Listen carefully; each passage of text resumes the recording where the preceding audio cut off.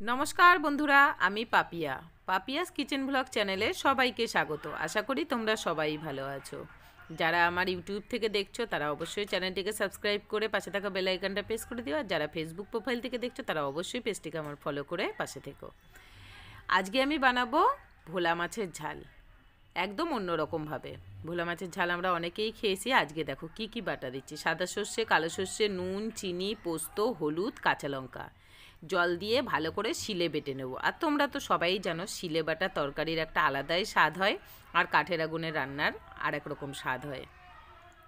হ্যাঁ, গ্যাসের রান্না কি ভালো হয় না? হ্যাঁ, ওটা তো ভালো হয়, কিন্তু এই কাঠের আগুনের রান্না আর এই শিলে বাটা রান্নার একটা ঐতিহ্যই আলাদা। তোমরা তো জানো দেশে ঘরে আগে আমাদের এইভাবেই রান্না হতো। এখন আমরা অনেকেই এইটা রান্না ছেড়ে দিয়েছি, তবু এখনও কিছু কিছু মানুষ আমরা রান্না করি, আর খেতে খুবই ভালো লাগে।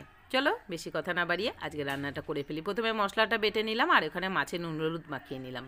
হ্যাঁ, মাছে নুন হলুদ মাখাতে মাখাতে বড় মশাই এসে বলছে অত বড় বড় এক একটা গোটা মাছ, এমনিতেই ভোলা মাছ তোমরা ভালোবাসো না, শুধু শুধু কেন রান্না করে নষ্ট করো।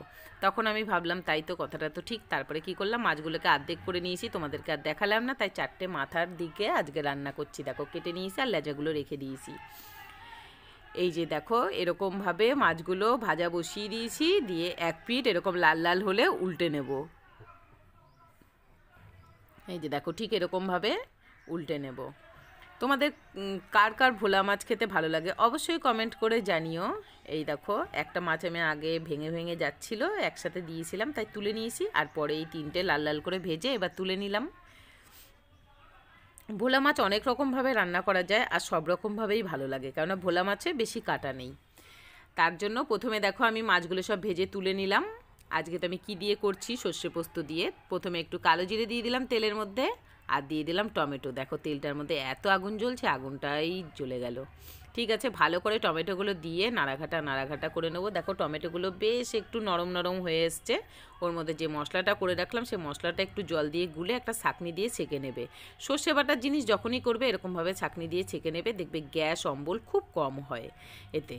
এই দেখো এরকমভাবে ঝোলটা যখন ফুটে উঠবে, চিনি কিন্তু আমাদের মশলার মধ্যে বেটে দেওয়া ছিল, কিন্তু নুনটা অনেকটাই কম ছিল, তাই আমি একটু পরে নুন আর হলুদ দিয়েছি, তোমাদেরকে আমি দেখাচ্ছি।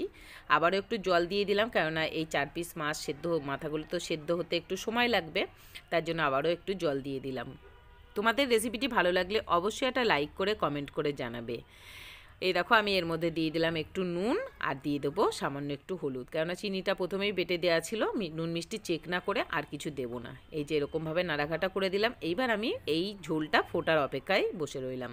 এই যে দেখো ঝোলটা এবার আস্তে আস্তে আস্তে আস্তে করে আগুনে ফুটে উঠেছে, তখন আমি এর মধ্যে ভেজে রাখা মাছের মাথাগুলো এবার দিয়ে দিলাম। দিয়ে ভালো করে একটুখানি হালকা হাতে নাড়াচাড়া করে দেবো, যাতে মাছগুলো ভেঙে না যায়, কেননা দেখছো তো মাথাগুলো অনেকটাই ছোট ছোট, ভেঙে ভেঙে যাচ্ছে। ওই জন্য আমি আস্তে আস্তে নাড়া দিচ্ছি। যেরকমভাবে ফুটে ঝোলে নুন মিষ্টি চেক করে নামিয়ে নিতে হবে। তারপরে সামান্য এর মধ্যে একটু ধনেপাতা দিতে চাইলে দিতে পারো, আমার পরে মনে পড়েছিল তাই পরে একটু দিয়ে দিয়েছি, কিন্তু এটা ফোটার সময় দিলে বেশি ভালো হয়। টাটা, আবার পরে দেখা হবে।